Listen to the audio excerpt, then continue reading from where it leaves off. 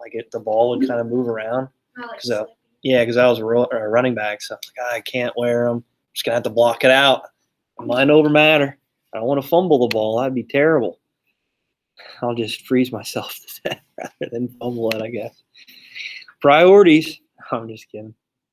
All right, so like I said, I want to give you some time to think about these sensation boxes. I want to give some examples too for you. So I will try to finish this up quick and go through this simulation quick with you guys. I think you'll like it. All right, where are we at? All right, so describe what the gate control theory is. Give an example of how you may have blocked out pain or some sort of sensation that you've had, like an itch, right, Sarah? Yeah. Like an itch. I know the worst thing to do, like let's say you get something in your eye, like dust. The worst thing you do is you rub it because you make it work. Cause more issues, damages to your eye. That's one of the hardest things I have. If something flies in my eye, the first thing I want to do is just rub it. But that's the worst thing to do. You're supposed to let tear production, your eye kind of work its way out itself.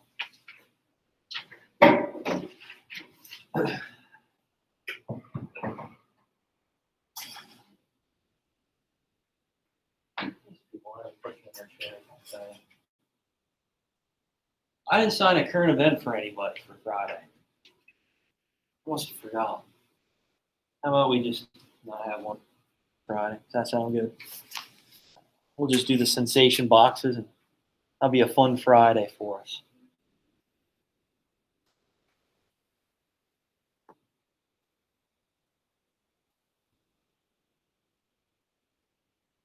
Anybody watch the Punisher movie then? No? Oh, it's one of my favorite movies. It was before Marvel started getting into their big chain of movies to the Avengers. They have a good soundtrack to it, Sarah. A lot of Seether. They play Seether in it. I like that. That's pretty good. You like Seether? Oh yeah. What's your favorite? Love to go to Seether. I went to one. I caught the drumstick. Really? Yeah. I'll have to bring it in sometime for you. That's pretty good. Yeah. Saw in Stroudsburg. It was cool. It was just like there's no seats or anything. It was just like in this old theater, and everybody is first come, first serve. So you could just walk right up to the stage, and luckily I was right there. It's like the first one there. It was awesome. I wish I would have the opportunity to go see more live. I mean, you could go right now live concerts. You go see Mr. Heath and his band play. Oh yeah. I haven't been to one of those. I was supposed to see one, but we're at Swing, and my girlfriend just thought it was too crowded, so we left then. I was like, I wanted to see it. There was one at Swing. That was the last one I was considering going to. Yeah. So that would be pretty cool. That was the second time we bailed on something like that. We went to go see All American Rejects. They came to Lycoming College. Really? It was awesome. And she's like, it's too loud. It's hurt my ears. What? So we left, and go figure. Guess what they played once we left? Swing, Swing, my favorite one. Oh. We're leaving, and I heard it. I'm like, oh. She goes, I'm gonna get you pizza. Whatever. I don't want pizza. I want to hear All American Rejects. Yes, Seether was awesome. They were really good. They didn't really stop the concert. They just played the whole way through. Like he took a break maybe just for a couple minutes. Like he got off, he started a riff, and then the riff would just play over and over like loop. And then he'd change guitars, get a drink of water or whatever, and come back out and play. Like he wouldn't even talk. For some reason, them and Shinedown had an issue, I guess, because at the end of the concert, he goes, "Go and see Shinedown in Penn State next month," which I did. I like Shinedown. Those almost. I haven't been to any. How many concerts have you been to? I don't know. The more I think about it, a lot. I haven't been to enough. Chevelle was really cool to see. That's not good. Yeah. I know. I was gonna go to a Guns N' Roses concert. That's the same one. It was like. With Live. Huh? With Live, the band yeah, Live. It was like the not a Lifetime tour or something. Because I know when they broke up, it's like, I'll never get back in this band, never in a lifetime, and they make it like never in a lifetime tour. Yeah. but I heard that he's like, what? That it doesn't end up pretty like concerts. Sometimes he just walks out. Axel. Yeah. Yeah, he's kind of a jerk. I was like, He has a big ego to him. If I was at a concert and I paid for that ticket and I watched afterwards just walk off stage, I'd be like, yeah, I'm not too happy about that. Yeah, if he's not feeling it, he'll just leave. That kind of stuff. Yeah. That would be a big letdown. I wanted to go see live more than GNR because I feel like Guns N' Roses is just kind of, it's hard to replay some of their music, especially from the 80s. And now that they're older, with Axl, he can't hit those notes anymore. I wonder what that would be. I'd love to see him on the Metallica concert. Ooh, that would be I cool. would love to go to Metallica. They're old, but they're still cool. Yeah, they are. All right, so what is the gate control theory? What do we have? What do we got? Campbell, what do we have? Ocean City. Oh. Nice. You like Ocean City? Yep. Maryland or New Jersey? New Jersey. Ooh, okay. I like Maryland a little bit more, but New Jersey's cool too. All right, what do you have for gate control theory? I said the neural gate can block incoming. Yeah. So we can almost shift our selective attention, which I have a selective attention video for you today. I think you guys will like it. It's kind of, I don't want to give it away. I'll ruin it. So I'll wait for it. But gate control theory is our ability to block out pain and shift our selective attention in order for not to perceive a sensation or a stimulus, depending on what it might be, especially with pain. Okay, especially when our adrenaline's running. Let's say we're in an activity or a game. Okay, we can block out pain for a short period of time in order to achieve an objective, or maybe if there's another stimulus that's going on to make us forget about it. I know with my younger cousin, whenever I would rough him up a little bit, I'd always be like, "Oh, you're okay," and then I'd try to say a joke real quick or give him a toy, and he'd stop crying, and it's like, "Yes, thank God, Grandma's not going to come in here and whoop me." So, yeah, so that's an example I have. Maybe shifting the attention of a toddler by giving him a toy or telling him a funny joke or breaking his finger. Major pain, right? Major pain. It's a funny video. Sarah, what example do you have? I said, like, one time I caught my finger really bad here. Oh, And I my. started jumping all around it, and then I kind of think about it. I probably look like a fool, but, like, I'm doing so many other things that's probably drawing my attention away. So you're doing a little dance like, oh. Or, you know, when you pinch your hand or something, and you go like this. Yeah. I feel like that's probably what it is to draw your attention. Yeah. So I guess that would be jumping all around. Just the Peter Griffin from Family Guy. That's with his knee. Yeah. So much longer than they should. I forget what they call it. It's like the 3 second or the three, I forget what it is, like 3 time. It's like a joke they do is if you do it more than 3 times, it assumes to be funny after a while. So that's what they do a lot in Family Guy. I forget what they call it. 3-time principle or something. I don't know. Booker, what do you have for an example?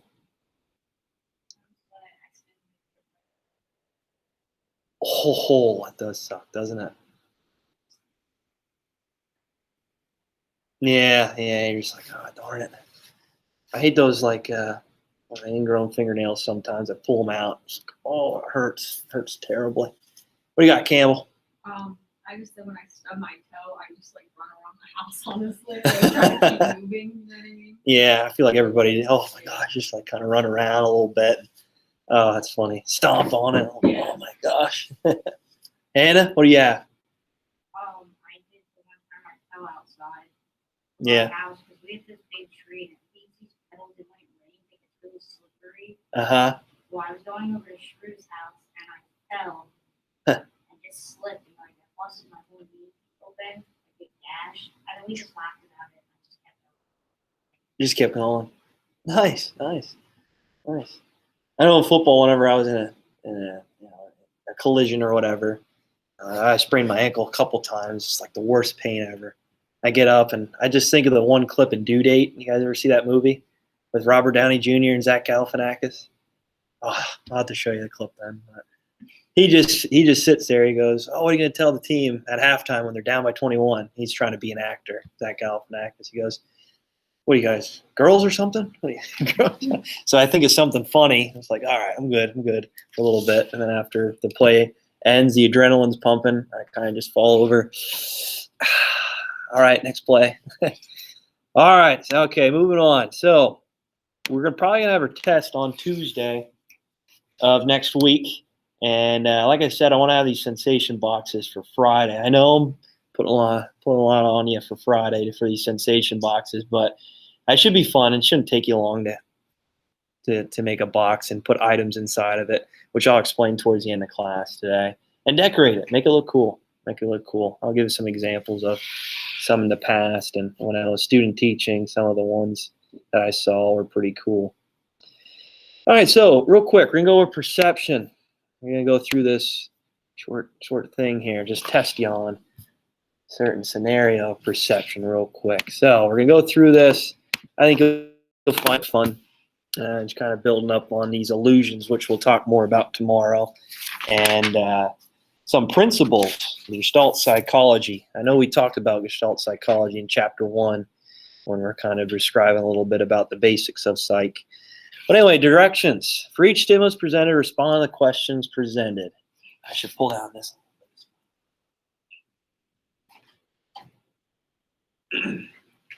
All right, your eyes ready? So the first one here. Which image is smaller? A, B, or C? They're the same size. So I'll go around the room here. I'll give you a little bit of time. How about like 10 seconds? I'll give you 10 seconds. Think about it. And we'll decide which one's smaller. Or if they're the same size. Right, Hannah, which one do you think is smaller? A, smaller. Okay. All right. See that. Campbell? A. Cougar? Trick question? What? No. Never. You're guessing A? All right. I think it's definitely a trick question. Why? I'm going to say C. You're going to say C. All right, Sarah, you're right. They're the same size. They're the same size. Look at that. Oh, hovering over top. I know it's like the text box there, but they are the same size. And we'll talk about how some of these illusions with angles, how it can maybe trick our perception of what we're visualizing, what we're seeing. It's almost like a card trick that a magician might have. Oh, got to keep our attention to it. But anyway, the angles, many people do say A because the angles of it. Okay, when we're seeing and visualizing, we see this angle a little bit higher, a little bit taller, right, compared to the inner part of A when we're looking at B and A together. Okay, we focus more on the inner part of this figure. Almost looks like a clip, banana clip, right? I shouldn't say that over recording, but yeah. But A and B, yep, they're both the same size. Sorry, guys, tricked you there. Darn it. All right, next one. Next one here. So, oh, you can barely see it.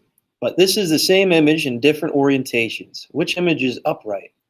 Okay, and actually tell me what it is. So which image is upright, and what do you think it is? I'll give you a little bit longer for this. How about, do you want to do a minute? Or do you need 2 minutes? I know this is a little harder. So how about I'll give you 2 minutes. I'll time it right now.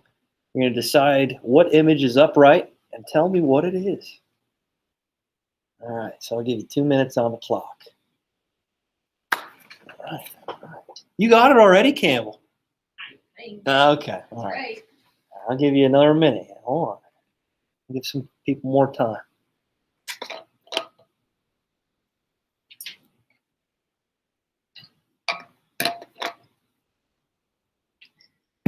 Every time I do this, people argue with me, for sure. Just like, oh, no.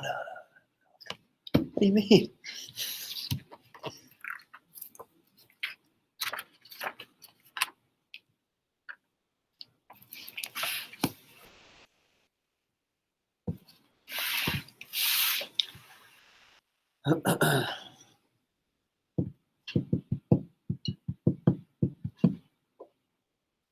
"30 seconds.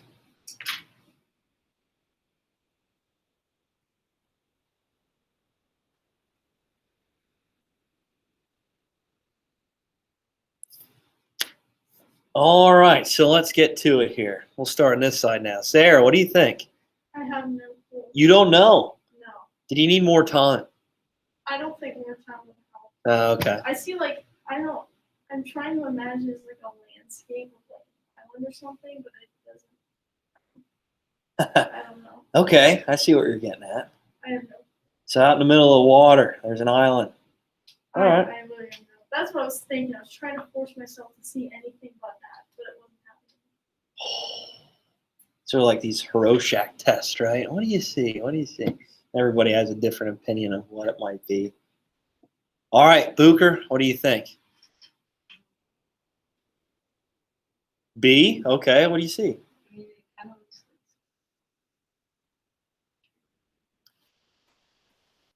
like they're on the ground. Okay, so you're saying, here, I'll just rotate. So this is the hand? No. No? I'm way off. I was going to say, like, hurry. I don't know. Left bottom corner. I think that looks like Someone's arm. no, it's someone in, and the arm is. I did not see that. Wait, over here. Is that their The arm? white. No, I'm looking at the white. Oh, the white part. The white space. Oh, I see. I think I see what you're. I can't see it. Okay. That's the only thing Someone pointed out to me. It's going to bother me now. Let me see. All right, get up here. This is the person. 8 nurses they want. This is the tree. Okay, I can see it now a little bit. All right, okay, all right. Is this supposed to be like a distinct image? Or is Yeah, you'll see it. Well, not many people. I don't know. Some people argue with me about it. Campbell, what do you think? A cow. Oh, there it is. Cow and D. Cow and D. Here, I'll show you then. Hannah, what did you see? You didn't see anything? Oh, where is well, your family owns cows, don't they? As it came up, I saw it. I don't know why. what the heck? All right, so here D, it's a cow. All right, so here's the head. And here's the nose. Here's the ears. Oh no! Oh, see it. Okay. What the heck? Yeah, all right. I don't What? know why. I saw it right away, too. I was like, oh, that's a cow. Yeah. Good job, Campbell. Nice. You work at the cow farm? No. No? My grandparents sold it. Oh, really? Yep. Oh, okay. Okay. Who do they sell it to? Some Amish. Oh, I got rid really? of the cows. But the Amish bought the farm. Oh, gotcha. I got you. All right. Does everybody see the cow? Yeah. Okay. Because last person grabbing something. No, that's all right. I just had to laugh. That was funny. All right. Good job. Good job. I had one with sound, but Yeah, because it looks like a tree trunk. Like, Yeah, I see what I you're can going with see it. there. Yeah. I really had no clue what to take from. It almost looked like those, like the scratchy stuff. I almost thought that was like trees. okay. That's why I thought it was like island. Like the bark. I like could not. I was trying to tell myself, obviously not an island. I think it's something else. No, Like, couldn't see. I see where the islands are coming from. It's like a full scratchy stuff, like trees. I still can't see the person, Michaela. I can't. It's gonna drive me insane. It looks like a person, like, you know, have you seen the cover of like the Giving tree? Yeah. Giver, or whatever. What is it? I don't know. But how the person's like kneeling and reaching out. That's like, I can see that. I don't see it. All right. I'll have to check it out later, or you'll have to show me sometime. I can't figure it out. I know you showed me. I just can't see it. All right, real quick, perception. And I want to go over the sensation box. So perception is a mental process that elaborates and assigns meaning to incoming sensory patterns. All right, and we went through the senses already. Okay, we talked about the anatomy of the eye, the anatomy of the ear, how we perceive these different senses. Okay, and gustation. We went over smell with olfaction. Okay, we went over touch. The gate control theory. Okay, how we can maybe block out pain in certain scenarios, certain cases, depending on what we're doing. And depends on our selective attention.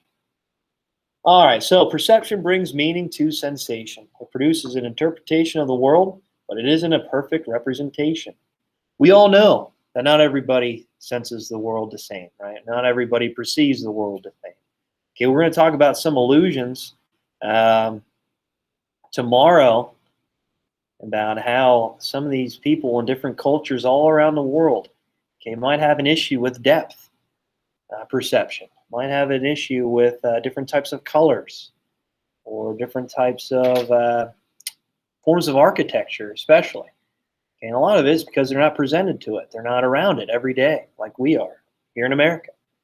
Western forms of architecture. Now, it might confuse some people depending where they're at and depending what they're presented to. It's interesting how that works. All right, so we perceive the world not actually how it is, but it is useful for perceive it. And we all know with color blindness, we talked about that as well. Now, some people might not be able to perceive certain colors. My dad especially. Oh man, it's funny when we go watching football games together. He goes, "Oh, that team right there, the Jets." It's like, "Oh, okay, well, I see it," but he couldn't describe it by their colors, which I think is funny. He's big into collecting football cards now too, which is funny. Because now with football cards, they always put these holographic images on it and all these different colors. And he goes, "Oh, this one looks cool." I'm like, that's the dullest card I've ever seen. Like that, it's just white with nothing on it. He's like, "Yeah, it looks good. all right, I'll buy it for you, whatever. That's what you want." All right, so describe this picture. What do we see in this picture here? Oh, this one's a good one. What do we see? Let me see. Do you need some help? I can give you the title. Maybe the title will help you out a little bit. Do we see some images? What do we see here? Sarah, do you see anything? Face. Okay, all right, you got it. No tricking you today. So the forest has eyes, and there's different faces all throughout the picture. How many faces are there? Oh, I'm just kidding. That'll take forever. That'll take forever. There's a lot of them in there. So bottom up, we'll talk about it, and top down processing. Okay, when we're bottom up, lines, angles, colors, the guy riding a horse through the forest. We obviously saw that, right? That was the first thing you saw, right? Is that the first thing you saw, Sarah? Or did you see the faces? I don't know. I actually don't know. Oh, really? Okay. Maybe the horses. Campbell, what I do you probably see? saw like a big face. Oh, okay. So you saw all the faces in the right. Okay, all right, all right. So you're more of a top-down maybe process. Okay. Campbell, what do you see first? I still don't see the face. You don't see the faces yet? No. I know I didn't see the person picking the apple from the tree, but I'm just kidding, Booper. Look at the trees in the left. Look at the rocks. Actually, everywhere. There's faces all over the place. I look at the horse. They just look like rocks. Oh, yeah. Okay. All right. Here. You can see the face in the So here's tree. the nose. Here's the eye. The eye. Here's this like mouth. Oh. You see it? Yep. You see other ones now? Yep. Okay. Scared me That's there. weird. It is, isn't it? Yeah. Well, so you definitely saw the people riding the horses first. Booger, what do you see first? The horses. Okay. Hannah? Yeah. All right. Okay. Campbell, you're scaring me for a little bit there. I can't believe you didn't see the faces. I did Oh. not. All right. Well, heck, finally got her on perception. Yeah, You now look, they're there everywhere. are like so many. There, yeah. I can even. I don't know. I forget how many someone counted before. There's a lot. I think there's too many to count. But so there's. I don't see any up in the top left, to be honest. Yeah.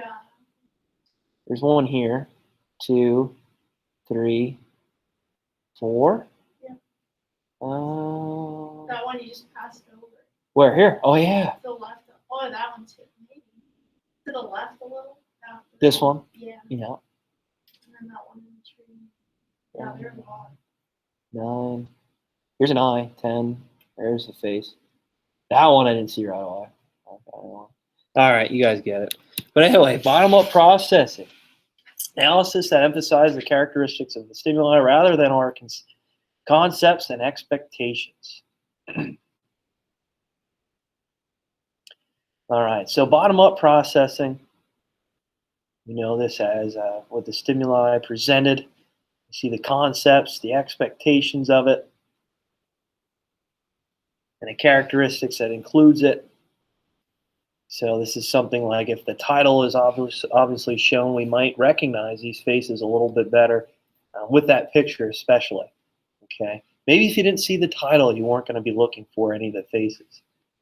Okay. I know with some people, Campbell didn't see the faces right away, but maybe if she saw the title right away and was trying to look for those faces and focus on those faces, maybe she would have saw them right away. Okay, rather than seeing the actual picture of the one person and the two horses riding through the mountainside. Right, top-down perception analysis that emphasizes the perceiver's expectations, concept memories, and other cognitive factors rather than individual characteristics. Okay, so these expectations, these memories that we already know that we're trying to look for within some sort of picture, or maybe it is the portrait, like I said. We're trying to pick out some of these different types of images and different types of things that make sense to us within the image. And obviously, with the image that we just saw, we could focus on the two horses and the man riding the one horse. We could focus on the rocks, the trees. Okay, that makes sense to us. Then all of a sudden, when we focus on some of the faces, yeah, we can see the faces, the eyes, the mouth, the nose of it. Okay, it takes a little bit of time for us to recognize that, though, as we are top-down perception, right? Perceiving that.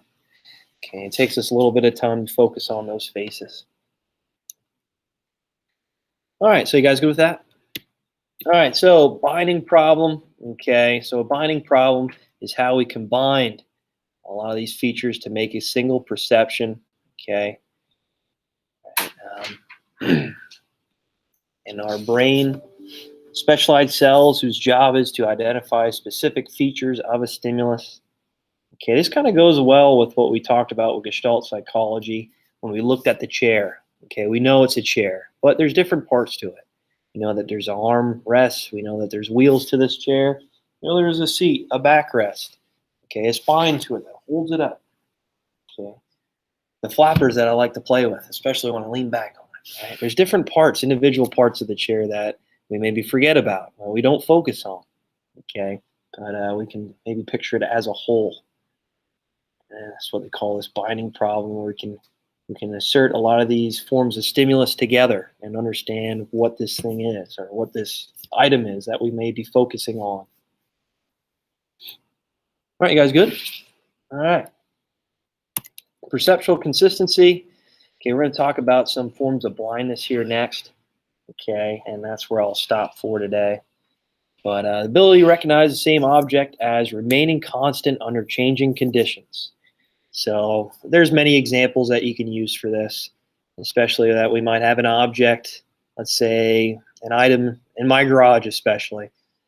I don't have any lights out in my garage right now. So I walk out there during the daylight and trying to look for a rake. I can find it no problem. Okay, but when it's dark, oh man, can't really find my way through this. When I'm trying to feel it, when I'm trying to maybe feel what this item is, it takes a little bit of time for me to understand what this item might be. Okay, so depending on lighting, depending on different distances, depths, what we might be looking at or observing, stimulus, although it might be different, seems to be different, you can understand what this object might be. Different angles, right? Different angles. I'm sure there's many different examples of how things might change depending on maybe the environment that's surrounding it. Okay. Know when I'm driving, especially when I'm driving on a road, depending on the environment, if it's raining, snowing, okay, perception might change a little bit, especially with depth. Okay, we need to maybe slow it down a little bit, especially when it's raining real hard, or if there's snow on the ground, there's ice on the ground. Okay, although this road, this path never changed, okay, or changes, right? Depending on the scenario, depending on the stimulus around it, we might act a little bit different depending on obviously where we're at in this environment. All right, types of blindness. Okay, intentional blindness, failing to see visible objects when our attention is directed somewhere else. So inattentional blindness is maybe when there's something presented to us, a stimulus presenting to us, especially with vision, when we're visualizing something, that we might not focus on it, we might not see it because our attention shifted towards something else. Okay. Change blindness, failing to notice change in the environment around us. So this might be something, let's say, in a room, in this setting here. Okay, maybe some of you didn't see that the flag over there fell down. I have to put it back up. Hannah, you saw it right away, didn't you? Yeah. So in a setting, if there's some sort of change, and some people might not notice it. I know in my house, I put a backsplash up in my kitchen. My dad walks up and didn't even notice it. Didn't even see it. I said, hey, what's different in here? I don't know. It's like, oh, man, thought I did a good job with it. I guess not good enough. All right, so change blindness. Other examples, right, with card tricks. So averting your attention to something else, a setting, and in the setting to change your perception of something. Choice blindness, failing to notice a change in a previously selected item. Okay, I always use an example like a haircut, right? So someone that walks in and might have a haircut, might not notice it right away. Okay, might not notice it. Maybe our attention shifted towards something else. Maybe we're focused, preoccupied with something else. That makes us not see this change. All right, I got to get to the sensation box here. So you guys good with this?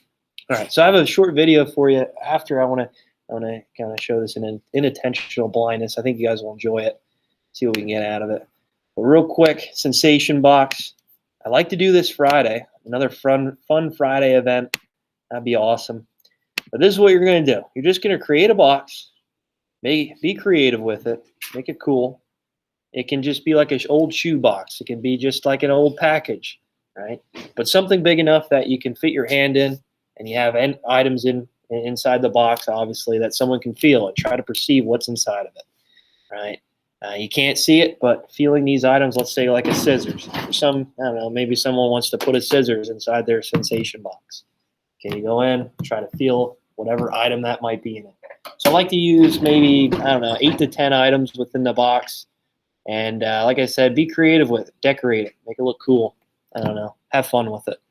But the sensation box, since we just got done talking about sensation, perception, I think this is a cool activity. Many of my students before liked it a lot. And you're just going to perceive what's inside the box. So Sarah's going to create one. Y'all are going to create one. That'd be great. And let's say with Sarah's, she creates something. She puts scissors, a pen, a pencil, I don't know, a stapler inside of it. And whoever guesses all items, let's say Sarah's box, whoever has the most items perceived, how about we do like an extra credit point, right? Or 2 extra credit points. Let's do 2 extra credit points. So everybody's going to create a box, put items in it, and then everybody in here will go around to each box and try to feel exactly what's inside of it. Guess what type of items that person put inside their sensation box. It could be anything. Just make sure it's not anything sharp. Let's not put a knife in there or anything like that. Okay, let's not put anything crazy inside. Or food. Yeah, let's not put food in. It spoils, it stinks. It stinks enough today, right, with the manure that they just laid. Oh, good Lord. Unbelievable. But here's some examples of some of the sensation boxes. Oh, here's a treasure chest. Cool. A mailbox. Neat. A Rubik's Cube. That's cool. This one looks like a mummy. That's awesome. What else do we have? What else do we have? A Lego. That's cool. Snoopy's house. Snap-on toolbox. What else do we have? What else do we have? A present. Okay, that's kind of whatever. Look at this, a robot. Cool, a robot. So again, be creative with it. Have fun. Okay. If you just want to make it basic, that's fine too. But try to make a sensation box. That'd be awesome. And then with the items, real quick. With the items, you're just going to write them down.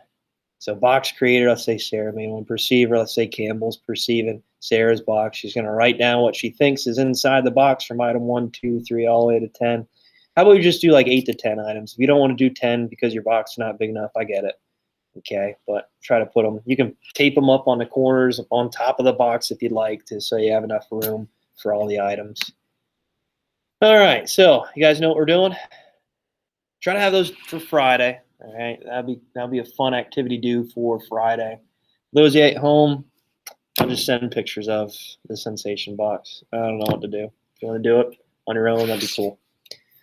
Okay, so real quick, let's do this inattentional